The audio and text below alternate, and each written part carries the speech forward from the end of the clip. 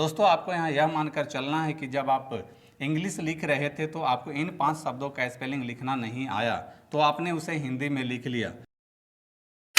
Hello दोस्तों, मैं सरोज कुमार रांची झारखंड से मेरे यूट्यूब चैनल स्पेलिंग मास्टर में आपका स्वागत है। दोस्तों आज स्पेलिंग सीरीज में मैंने जिन 5 अलग अलग शब्दों को लिया है वे इस प्रकार से हैं। पहला है चिल्ड्रेन, दूसरा है पेरिलस, तीसरा है पॉलिसी, चौथा है कोरिएंडर, पांचवा है ऑथोराइज।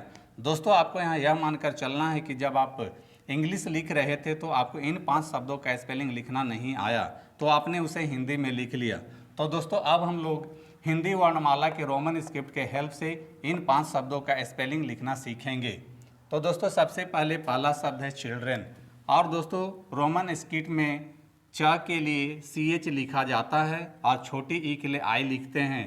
L से ला होता है, D से ड होता है, R से र होता है, ए की मात्रा के लिए ई लिखेंगे, N से ना होता है। इस प्रकार से आप चिल्ड्रन का स्पेलिंग बहुत ही आसानी से लिख लेते हैं। अब आते हैं दूसरे शब्द पेरिलस पर। दोस्तों यहाँ ध्यान देने वाली बात यह है कि इसमें जो लस आया है उसमें अस छुपा हुआ है।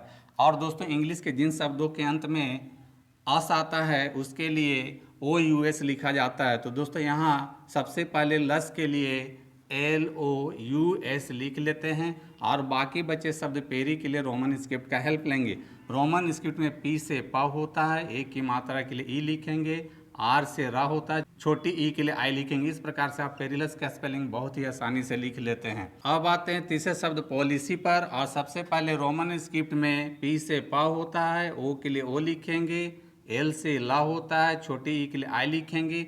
दोस्तों यहाँ C के लिए CY लिखते हैं। दोस्तों मैंने अपने कई वीडियोज़ में बताया है कि C के बाद अगर EIY आता है तो उसे स पढ़ा जाता है, तो यहाँ C के लिए CY लिखते हैं। इस प्रकार से आप पॉलिसी का भी स्पेलिंग बहुत ही आसानी से लिख लेते हैं।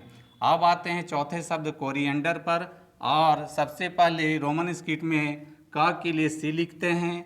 चूँकि मैंने बताया है कि क के लिए K, C और Q का प्रयोग किया जाता है, तो दोस्तों आपको यहाँ यह याद रखना है कि कोरिएंडर में C से क लिखना है और O के लिए O लिखते हैं, R से रा होता है, छोटी ई के लिए आई लिखेंगे। और दोस्तों यहाँ A के लिए इंग्लिश अल्फ़ाबेट के अनुसार यहाँ A लिख लेंगे और रोमन स्क्रिप्ट में N से ना होता है। और दोस्तों यहाँ डर के लिए DER का प्रयोग किया जाता है। इस प्रकार से आप कोरिएंडर का भी स्पेलिंग बहुत ही आसानी से लिख लेते हैं।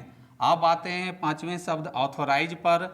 और सबसे पहले रोमन स्क्रिप्ट में औ के लिए AU लिखा जाता है और TH से था होता है, O के लिए O लिखेंगे। और दोस्तों राइज के लिए यहाँ 2 शब्दों का प्रयोग किया जाता है, या तो आप RIJD लिखिए या RIAC लिखिए, दोनों स्पेलिंग सही होता है। तो दोस्तों यहाँ राइज के लिए RIJD लिख लेते हैं। इस प्रकार से आप ऑथोराइज का भी स्पेलिंग बहुत ही आसानी से लिख लेते हैं। तो दोस्तों देखा आपने, इंग्लिश स्पेलिंग लिखना है बहुत आसान। शब्द छोटे हों या बड़े इससे कोई फ़र्क नहीं पड़ता है।